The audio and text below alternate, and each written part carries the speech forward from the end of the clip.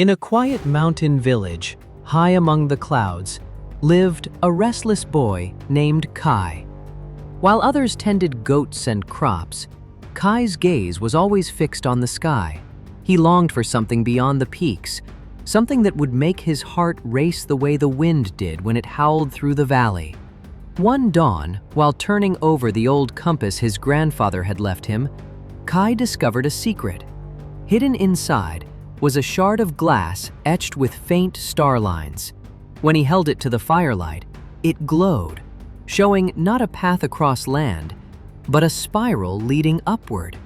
He took it to Elder Mira, the village storyteller.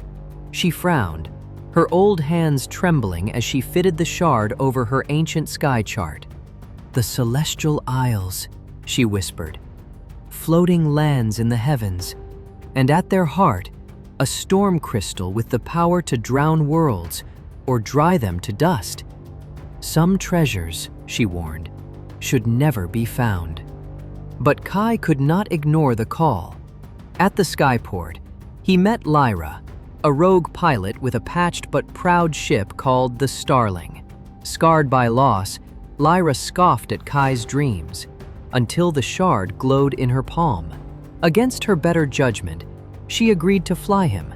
They were joined by two unlikely companions: Rook, a thief with eyes as quick as his tongue, who smelled profit in Kai's discovery, and Nia, a nervous young mage whose magic sometimes sparked out of control. Together, they soared into the skies. The journey was perilous.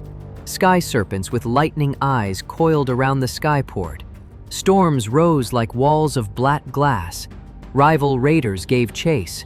And when trust mattered most, Rook betrayed them, stealing the shard and fleeing toward the storm's heart. But friendship can grow even where betrayal blooms.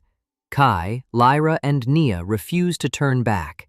They pursued Rook into the storm corridor, where thunder roared like drums of war, and at last reached the fabled celestial isles.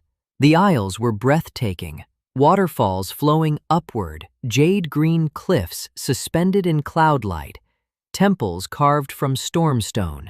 In the central temple pulsed the heart of the storm, alive with raw weather, calling to all who saw it. Rook stood before it, torn between greed and regret. Behind him, Captain Braille, a ruthless sky raider, strode in with his crew, determined to claim the crystal for himself. But the heart was no simple jewel. It pulsed with thought, with judgment. To those who reached in greed, it lashed out, collapsing bridges of rain beneath their feet.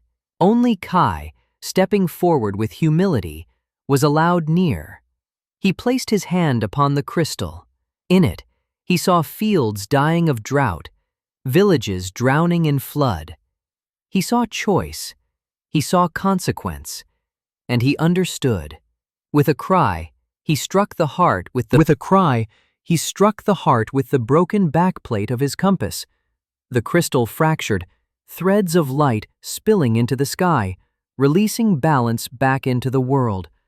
The isles trembled, crumbling around them, but the Starling carried the crew to safety.